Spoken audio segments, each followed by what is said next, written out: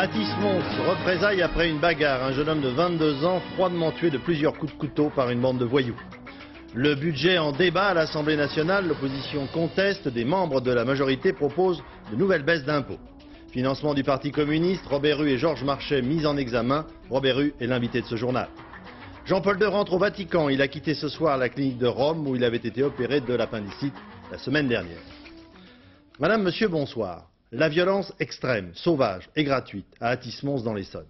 Un jeune homme de 22 ans a été tué de plusieurs coups de couteau par une bande d'une trentaine de jeunes gens qui s'étaient lancés dans une véritable expédition punitive pour se venger d'une simple bagarre qui avait eu lieu samedi dernier à la sortie d'une soirée rap. Pour les enquêteurs, il s'agit d'une véritable exécution prévue à l'avance. Bertrand Coq, Yann Jiquel. À l'origine du drame, c'est une fête qui tourne à la bagarre samedi soir à la Cité des F à Athis-Mons. Le lendemain, des jeunes d'une cité voisine montent une expédition punitive. Masqués, armés de couteaux, ils frappent au hasard. Xavier, un garçon de 22 ans, meurt sous les coups. Ses amis plaident pour leur quartier. Moi, je suis pas trop dans la cité en tant que père de famille, mais quand je vois tous ces jeunes qui sont révoltés, parce qu'il faut les comprendre, c'est leur meilleur ami, une personne qui était super, quoi. Mais bon, ce qu'il faut dire, ça n'a rien à voir avec tout ce qui est drogue ou quoi que ce soit.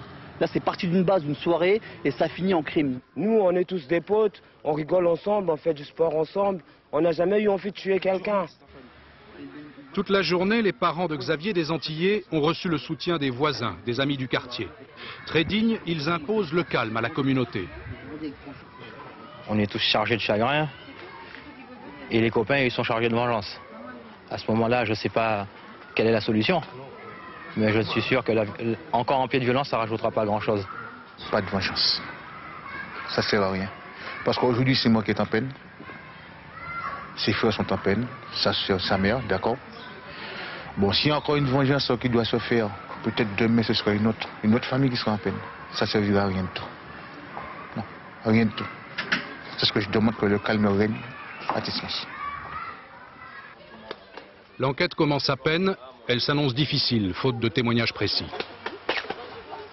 En Belgique, après le dessaisissement du juge Conrod pour partialité dans l'affaire du réseau pédophile de Marc Dutroux, on assiste à une série de réactions de colère spontanées et populaires. Hier, des cheminots ont observé un arrêt de travail. Ce matin, des pompiers et également les ouvriers de l'usine Volkswagen de Bruxelles ont défilé. Les Belges, de plus en plus méfiants à l'égard de leurs institutions politiques, judiciaires et policières. Patrick Retzloff. Indignation, colère, toute la Belgique en émoi et des milliers de Belges descendent aujourd'hui dans la rue.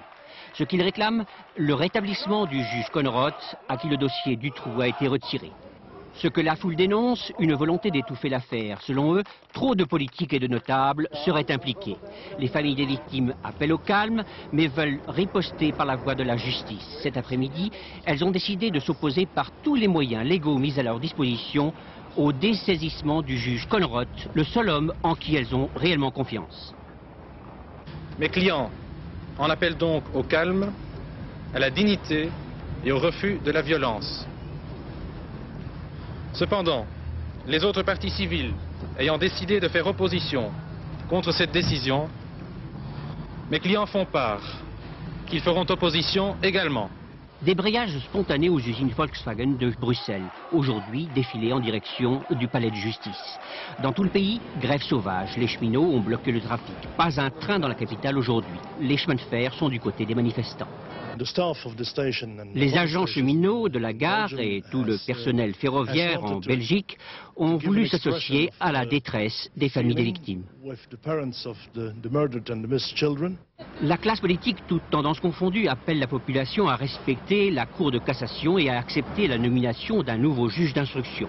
Dès son arrivée au tribunal, le juge Jacques Langlois s'est voulu rassurant. L'instruction restera à Neuchâteau et il affirme qu'il est bien décidé à mener l'affaire à son terme en ajoutant qu'il refusera toute pression. Pourtant, le juge le sait bien, le terrain est hostile, l'émotion dans le pays est trop vive.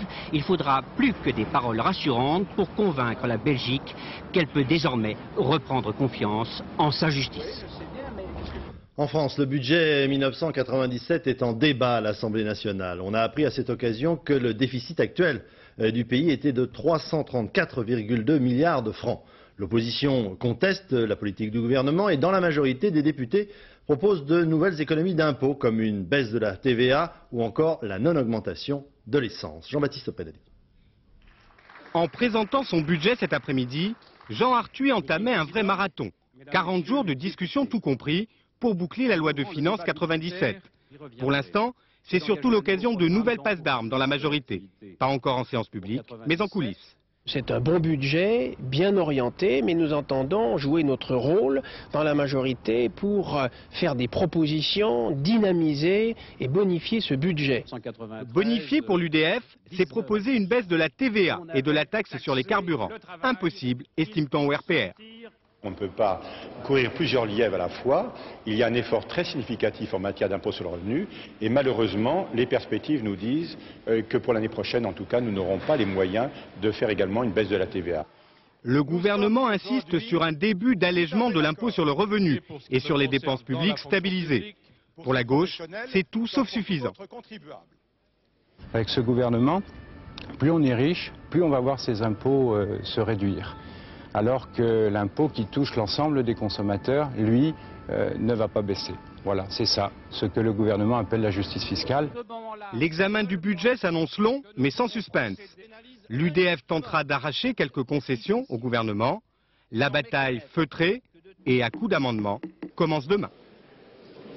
Un certain nombre de journalistes de la presse écrite nationale et régionale ainsi que de l'audiovisuel public étaient en grève aujourd'hui, car dans ce budget qui est actuellement en discussion, il est prévu de supprimer une disposition qui leur est particulière, un abattement de 30% plafonné à 50 000 francs. Reportage dans les locaux du journal Ouest France à Rennes. Jacques Deveau, Gabriel Camilla. Depuis 20 ans, les journalistes de Ouest France ne s'étaient pas mis en grève. C'est dire si le thème des 30% est mobilisateur. Certaines rédactions locales suivaient le mouvement à 100% selon les grévistes. Car pour tous, la suppression de l'abattement fiscal représenterait une lourde perte de revenus. En moyenne, on estime que la perte de revenus peut aller jusqu'à 1 mois de salaire, notamment pour les plus bas revenus et pour les collègues qui sont célibataires. Les célibataires qui gagnent moins de 15 000 francs par mois, ce qui est quand même, ça fait pas mal de monde dans la profession, seraient les plus pénalisés. Les 30% d'abattement ne sont pas un privilège, rappellent les grévistes, mais un élément de salaire. Créé en 1934, c'était une aide indirecte aux entreprises de presse qui réduisait ainsi leur masse salariale. Si le gouvernement, sans apporter la moindre compensation, nous impose cette disparition de revenus, nous nous retournons évidemment vers nos employeurs. Mais près de 400 journalistes travaillent à Ouest France. Augmenter massivement les salaires de 400 personnes est jugé irréaliste par la direction. Nous n'avons pas les moyens de suppléer à cette charge, c'est impossible. Notre entreprise, nous, se porte bien, mais je connais des entreprises de presse qui déjà aujourd'hui ont un bilan négatif et beaucoup d'entreprises de presse ne supporteraient pas une charge de ce niveau-là. Direction et salariés s'accordent sur un point, la suppression de l'abattement clarifierait la situation. Mais elle n'est concevable que si l'État apporte des compensations. Les journalistes ne sont pas les seuls visés par ces suppressions de niches fiscales, comme on les appelle, des avantages, des privilèges, entre guillemets, acquis par certaines professions et qui sont appelés par le gouvernement à être supprimés. Françoise Laborde, Pierre Moscovici. Ceux qui avaient choisi de se mobiliser aujourd'hui, ce sont les journalistes. À la mi-journée, ils ont manifesté devant l'Assemblée nationale pour demander le maintien de leur abattement forfaitaire de 30%. Ils ne sont pas les seuls à en bénéficier.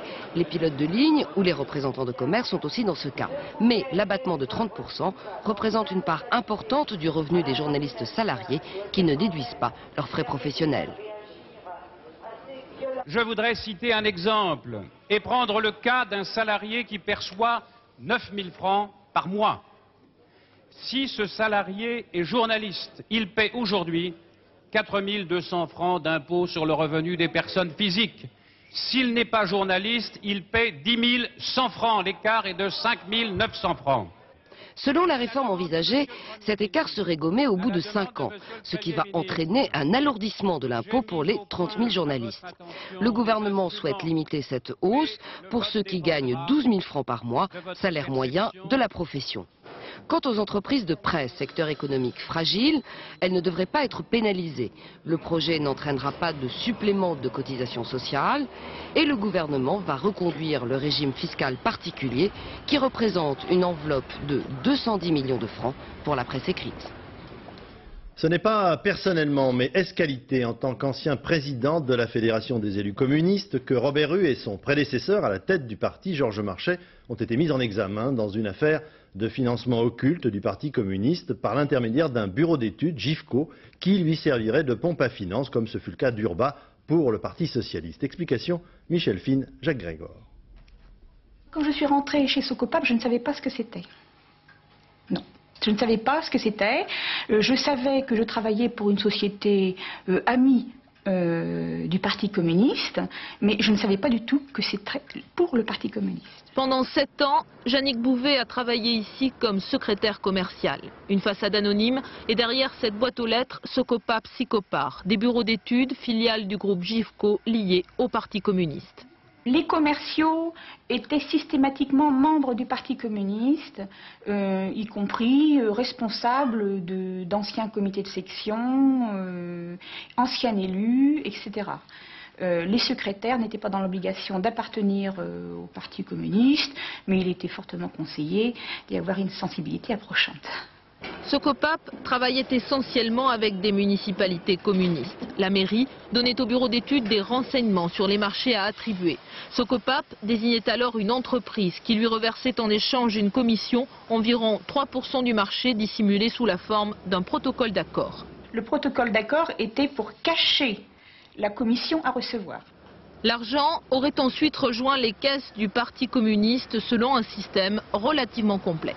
Certains commerciaux de Socopap détenaient des parts d'entreprise. Ce qui leur permettait de toucher de l'argent. Ils ne touchaient pas cet argent, ils transitaient vers un service comptabilité, et là, top secret, on n'a ni tenant ni aboutissant. Selon le témoignage de certains militants, l'argent aurait été réinjecté dans la comptabilité du Parti communiste sous la forme de souscriptions fictives ou de chèques de militants. Le système aurait ainsi fonctionné jusqu'à ce que la justice s'intéresse au bureau d'études du PC. En 1994, Socopap doit fermer sa porte, la moitié du personnel est licencié, une partie sera réembauchée dans d'autres sociétés, mais Jannick Bouvet restera au chômage. Monsieur Robert Rue, bonsoir. Bonsoir. Bien, alors que répondez-vous, Monsieur Robert Rue, à ceux qui, comme dans ce reportage, vous accusent le parti en tout cas de bénéficier de fonds illégaux tirés de sociétés satellites du Parti communiste français? Je veux dire très franchement, très directement, j'affirme, il n'y a pas un centime, je dis bien un centime, qui est venu des sociétés en question, Socopap, GIFCO, dans la trésorerie du Parti communiste. Cette trésorerie est totalement transparente. D'ailleurs, elle fait l'objet de présentations publiques chaque année, puisque le Parti communiste, comme les formations politiques, bénéficie de fonds d'État. Mais je veux dire qu'il s'agit là, d'une façon plus générale, d'une attaque délibérée contre le Parti communiste. Pourquoi cette attaque délibérée? Parce qu'on ne supporte pas, dans les milieux d'affaires, que ce parti s'en prenne à l'argent roi dans la société française. Qui ne m'a pas entendu, sur cette antenne ou ailleurs, dire combien je considérais que l'argent roi, l'argent corrompu, était quelque chose qu'il fallait absolument mettre en cause dans cette société. Alors, voyez, je ne crois pas au hasard. Le hasard, c'est peut-être au loto que ça fonctionne, mais pas en l'occurrence. On voit bien que ce qui est en train de se passer là, en essayant de mettre le Parti communiste dans le même sac que d'autres partis avec un amalgame que l'on sait, eh bien, ça vise en fait à permettre le développement de la démagogie de Le Pen. Quand je dis, pardonnez-moi, oui, Monsieur Bilalian, quand je dis que ce n'est pas le hasard, quand même, ça fait des années... Précisez, c'est quoi? C'est une attaque du pouvoir politique actuel? C'est les juges qui abusent de leur pouvoir? Je vais vous dire. Ça fait des années qu'on essaie de mettre en cause le Parti communiste pour les raisons que j'indiquais à l'instant. Écoutez, le lendemain d'une élection à Gardanne, où l'image du Parti communiste est en train de se redresser dans la société française, où on est en mesure au deuxième tour de faire plier Le Pen. C'est une attaque politique dirigée. Oui, c'est très politique. Du gouvernement, de la justice? Je ne peux pas dire les choses aujourd'hui. Tout de même. Une chose, monsieur Hu. Ça ne veut pas dire que le Parti communiste, parce qu'il lutte comme d'autres partis contre le Front National, est au-dessus des lois. Lorsque cette femme qui a travaillé dans cette entreprise dit que... Le Parti communiste n'est pas au-dessus des lois. Très bien. Il y a une action en justice. La justice doit faire son travail. Il n'y a pas... Quand le juge est venu au Parti communiste, dans mon bureau, il a eu les dossiers ouverts, dans la transparence. Il n'y a pas d'ambiguïté là-dessus. Mais je veux que les Français voient bien qu'il y a là une opération politique visant à mettre en cause ce parti qui, aujourd'hui, est en mesure de faire plier Le Pen dans cette société. Monsieur Robert Hu, alors comment fonctionne le Parti communiste? Vous ne faites pas comme ont fait les autres partis, vous n'avez pas de société urba, de fausses sociétés qui vous renvoient de l'argent directement ou indirectement. Comment vivez-vous? Quel est le budget du Parti communiste et comment vivez-vous? Le budget du Parti communiste est autour de 100 millions. Et comment est-il... Alors je vais vous dire comment il fonctionne et je vais vous dire dans le détail, dans toute la transparence, les choses. D'abord, il y a des moyens financiers d'État, je l'ai dit tout à l'heure, comme toutes les formations politiques. Oui. Mais l'originalité du Parti communiste, c'est que d'abord, tous ces élus reversent systématiquement leurs indemnités. Moi, je suis maire, voyez-vous, et conseiller général, je reverse mes indemnités au parti et j'ai un salaire de 13 000 francs. Et encore ? Ensuite, il y a les souscriptions. Les Français qui m'écoutent aujourd'hui savent qu'ils n'ont pas, à un moment ou à un autre, pu ne pas rencontrer sur une place publique, dans un lieu public, des militants communistes qui font la souscription, qui vendent le muguet. Le 1er mai, on va mettre les vendeurs de muguet du Parti communiste en examen. Et il y a les cotisations du Parti communiste. Monsieur Robert Hu, lorsque vous parlez du muguet, par exemple, c'est un petit peu court comme explication. Non, c'est pas court. C'est pas court parce que ça fait cher le brin quand même. Oh oui, mais écoutez, il y a des millions. Non, c'est pas court. C'est pas court. Il y a des centaines de milliers de communistes qui contribuent à cette souscription. Mais je voudrais ajouter. Vous savez, quand on parle du Parti communiste en essayant là de ternir un petit peu les choses, moi je me fais pas construire de villas sur la Côte d'Azur avec enrichissement personnel. Je vis depuis 20 ans dans une cité où il y a, au milieu des HLM, dans ma commune, je n'ai jamais déménagé, moi. Et ce que je veux dire également, c'est que je vis comme un citoyen moyen, ma femme est infirmière. C'est pas vous qui êtes attaqué personnellement, monsieur Hu. Une dernière chose, parce que le temps court. Vous niez complètement tout financement occulte. Je nie tout financement occulte. Il n'y a pas un centime, je dis bien, de ce qui a été évoqué tout à l'heure du point de vue de ces groupes, de ces sociétés que vous trouverez dans la comptabilité du Parti communiste. Cette comptabilité a fait l'objet d'ailleurs elle a été regardée aujourd'hui, elle est transparente et de ce point de vue, je fais complètement confiance à l'instruction. Merci monsieur Robert Hu pour ces explications. L'actualité internationale maintenant. Une semaine tout juste après son opération de l'appendicite dans une clinique romaine, Jean-Paul II a regagné aujourd'hui le Vatican. Il fêtera demain le 18e anniversaire de son pontificat et son entourage indique déjà que sa convalescence se terminera à la fin du mois d'octobre, ajoutant que 2 nouveaux voyages sont envisagés à partir du printemps. Le premier aura comme destination Prague. Avant sa sortie de l'hôpital, Jean-Paul II a tenu à visiter les malades qui sont en traitement dans son hôpital, et notamment des enfants victimes du cancer. Alain Chalvron, sur place. On s'attache à tout, même à un hôpital. Ainsi Jean-Paul II avait-il peut-être le cœur un peu serré en quittant tout à l'heure la polyclinique Gemelli, ce lieu de souffrance, disait-il dimanche, où il a passé en tout depuis le début de son pontificat près de 5 mois, 9 jours et 9 nuits pour cette dernière opération de l'appendicite. Difficulté de quitter un lieu de souffrance, difficulté aussi de laisser des compagnons de douleur, ses voisins malades qui restent là, eux. Jean-Paul II leur a rendu visite ce matin, ses enfants du service de pédiatrie situés au même étage que sa chambre. Visite émouvante à ces petits malades aux yeux écarquillés devant cet homme en blanc, ces cancéreux en chimiothérapie que l'on n'a même pas pu extraire de leur lit pour cette occasion exceptionnelle, ou ces tout petits venus avec leur maman. Pour chacun, il aura un mot, une caresse, une bénédiction. À chacun, il remettra un chapelet.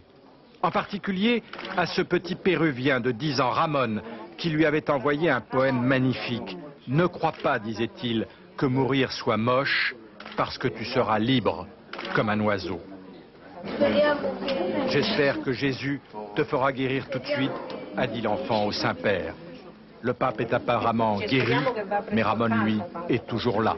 De quoi quitter effectivement Gemelli, le cœur un peu serré.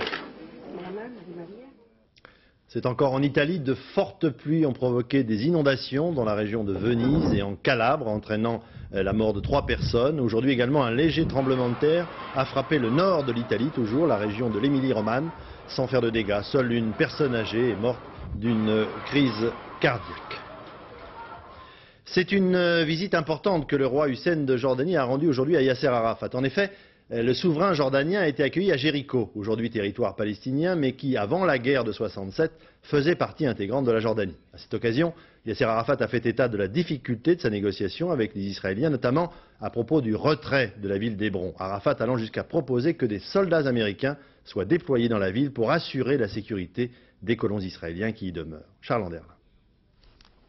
Une visite impromptue, elle a été décidée hier soir et les Palestiniens n'ont eu que quelques heures pour s'y préparer. Détail, en hélicoptère, le trajet Amman-Jéricho dure à peine 10 minutes. Une visite historique, bien sûr, mais aussi un geste hautement symbolique. En étant le premier chef d'État arabe à se rendre chez Yasser Arafat, Hussein exprime son soutien aux Palestiniens au moment où les négociations avec Israël sont en crise. Il envoie donc un message à Benyamin Netanyahou, le Premier ministre israélien. Pour la Jordanie, la résolution du problème palestinien est essentielle et il n'y aura pas de faille dans la solidarité interarabe.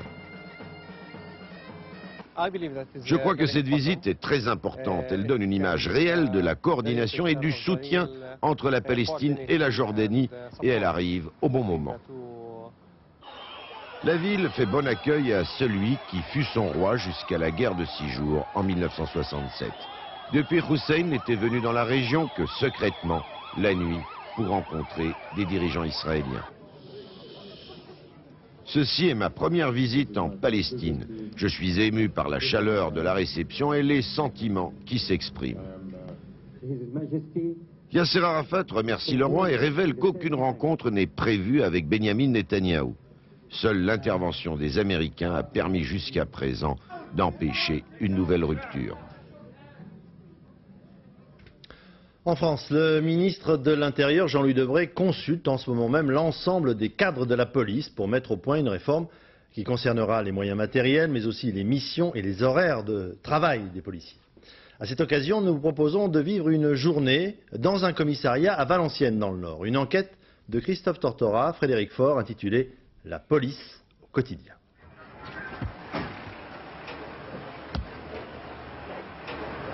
Une patrouille du commissariat de Valenciennes vient d'être appelée dans un centre d'accueil pour son domicile fixe.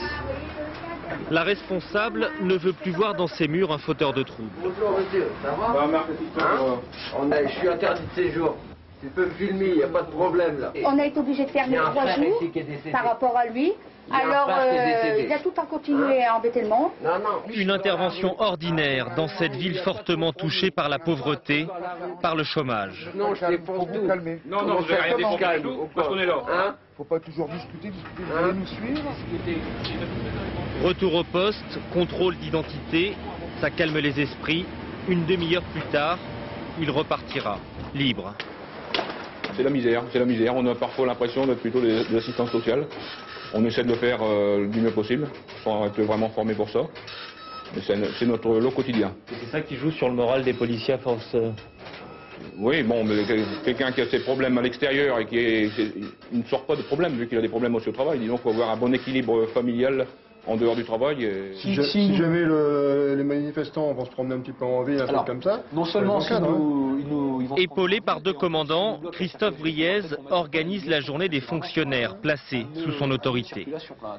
Commissaire principal à Valenciennes depuis 3 ans, il est conscient des problèmes que ces 300 hommes rencontrent au quotidien. Les conditions d'intervention des policiers de base, que sont donc les gardiens de la paix et les gradés, qui sont les premiers à intervenir lorsqu'on les appelle sur un coup dur, sur une intervention de police secours, sur un forcené, sont de plus en plus difficiles. Parce que les fonctionnaires d'autorité qu'ils sont de plus en plus contestés. C'est-à-dire que l'autorité est contestée et on a vu fleurir et se multiplier les problèmes de rébellion, les problèmes d'outrage. Et donc ces gens-là, lorsqu'ils interviennent dans des conditions matérielles et psychologiques qui sont parfois très très difficiles. 70 manifestants devant la sous-préfecture pour défendre l'emploi. Le commissaire Briez écoute les doléances. Ne permettons plus qu'il y ait aucune suppression d'emplois dans le Valenciennois. Cela fait aussi partie du métier. Ce que le commissaire Briez redoute le plus, c'est une manifestation de ce genre lors de la visite du ministre de l'Industrie à Valenciennes, prévue quelques jours plus tard. Alors, une partie de l'après-midi, il repère les éventuelles issues de secours au cas où les choses tourneraient mal. La visite d'un ministre doit toujours bien se passer. Pourquoi? Pour votre avancement? Pour l'avancement, pas vraiment. Disons que si ça se passe mal, ça peut avoir une incidence. Si ça se passe bien, ça n'aura aucune incidence de toute façon. Ceux qui patrouillent la nuit ont des soucis d'un genre bien différent. Le père, et c'est ça qu'on fait, tous des voleurs. André et Didier recherchent le flagrant délit. Ils font ce qu'ils appellent du saut de dessus. Officiellement, ils n'ont qu'une seule revendication, avoir de meilleures conditions de travail. On aime ce qu'on fait, on y croit. Alors, mais pour ça, il faut aussi nous donner des moyens. Comme vous voyez, là, on a une Clio 1,2 litre, 4 vitesses. Hein. La 5e, elle est peut-être dans la boîte à gants. Hein. Mais non, mais il faut nous donner aussi du matériel. André, 25 ans de métier. 25 ans passés à fouiller les box, à la recherche de voitures volées. 25 années au cours desquelles il a vu la délinquance changer. Si tu parais qu'on arrêtait un gars dans le temps, c'était bien, il se rendait, mais maintenant non, un voleur de voiture vous fonce dessus maintenant. Un saprolotier, s'il peut vous taper, il vous frappe. Hein.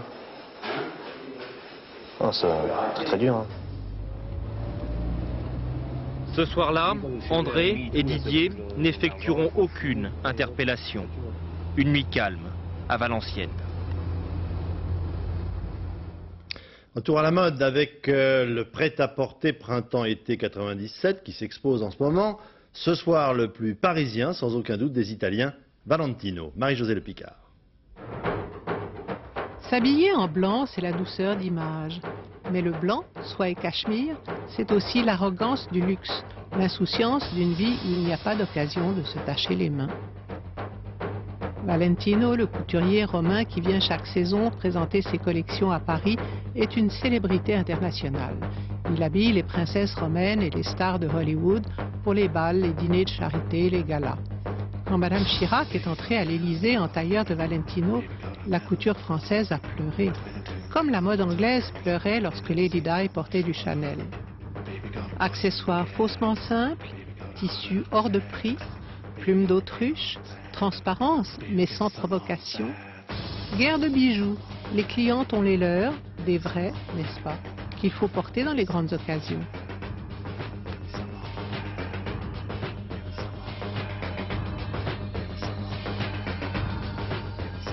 Un podium immense, des campagnes de publicité dans toute la presse.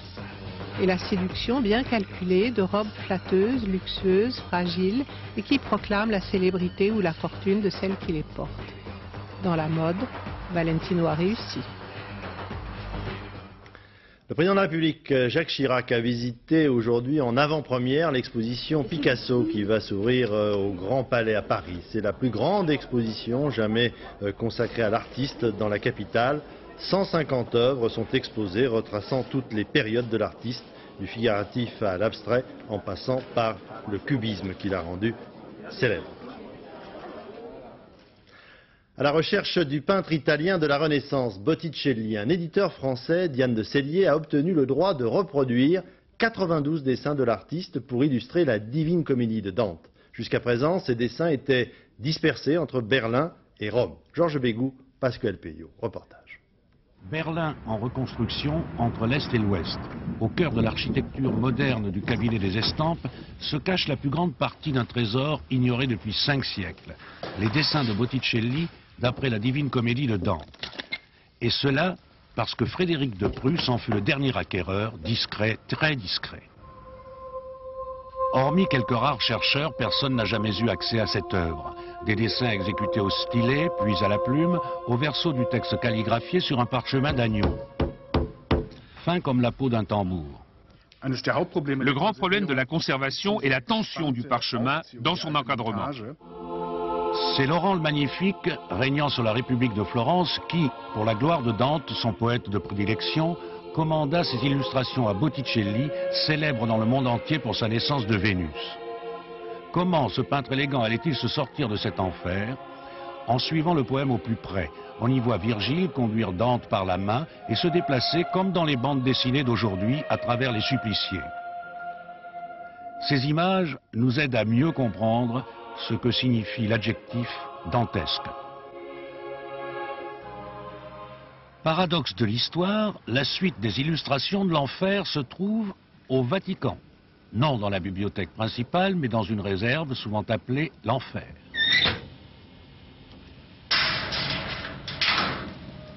Nous sommes ici dans la réserve des manuscrits où nous conservons les pièces les plus précieuses et les plus fragiles. Et nous allons vous montrer les dessins de Botticelli que nous ne montrons que de manière exceptionnelle.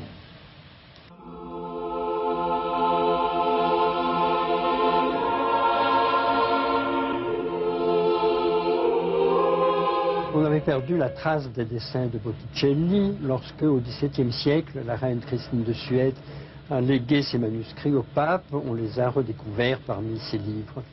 En forme d'entonnoir, 9 cercles concentriques évoquent les tourments infligés aux damnés suivant la gravité des péchés. Grâce au livre dans lequel l'éditeur Diane de Sellier a réuni la totalité des dessins de Botticelli reproduits à l'identique dans leur format original, chacun peut aujourd'hui relire avec plus de plaisir la Divine Comédie dans une nouvelle traduction. Botticelli comprend mieux, traduit mieux et nous apporte jusqu'au XXe siècle Dante d'une façon beaucoup plus forte et beaucoup plus proche que tous les autres illustrateurs. Comme dans la Divine Comédie, notre récit se termine au paradis où Dante retrouve son égérie Béatrice, à laquelle Botticelli a tout naturellement donné les traits de son propre idéal féminin.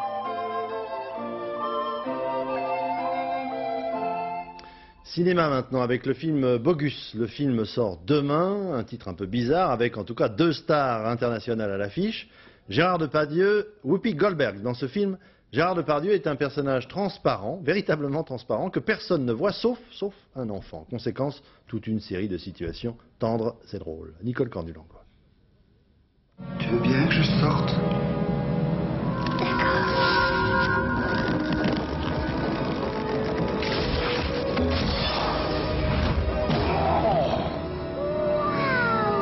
Dis donc, t'es immense. En un mot, je suis Bogus. Et moi, Albert. Albert. Entre ces deux êtres, un vrai coup de foudre, plein de tendresse. Pourquoi tu pleures?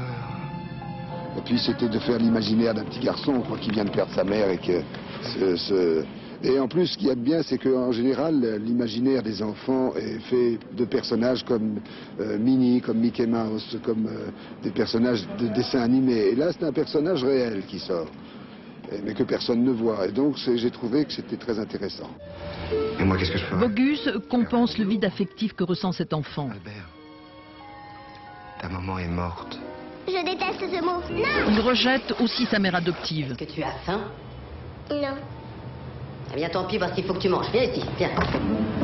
Poisson pané. Du poisson pané, oh non. Nous, on aime les chips.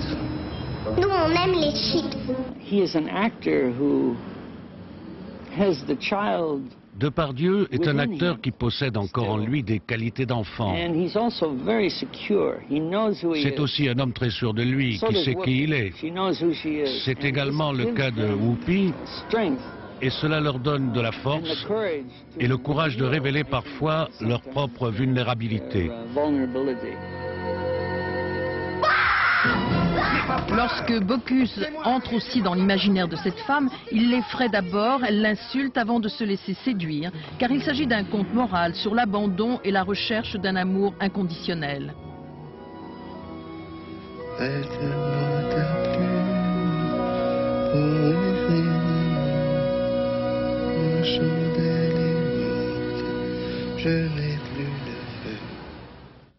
Voilà, je me dois de vous signaler que ce journal a été préparé par des journalistes qui n'étaient pas en grève et par le personnel d'encadrement de la rédaction, les syndicats de journalistes de France 2, ayant appelé à un arrêt de travail de 24 heures pour protester contre la suppression de l'abattement fiscal de 30% dont bénéficie l'ensemble de la profession. La météo, c'est dans un instant, Sophie Davant. Toujours de fortes pluies dans le sud-est, Vaucluse et Corse, attention. 20h50, le film Romal et Juliette de Colline Serrault avec Daniel Auteuil. 0h10, dernier journal Philippe Lefay. Demain, 7h50, Gérard Leclerc dans les 4 vérités recevra Madame Geneviève Antonios de Gaulle, présidente d'ATD Carmonde. 13h, Patrick Chêne avec un dossier passionnant sur les impôts avec Pierre Moscovici du Parti Socialiste et Jean-François Copé du RPR. Quant à moi, je vous retrouverai demain soir à 20h. Je vous souhaite une excellente soirée sur notre chaîne. Bonsoir.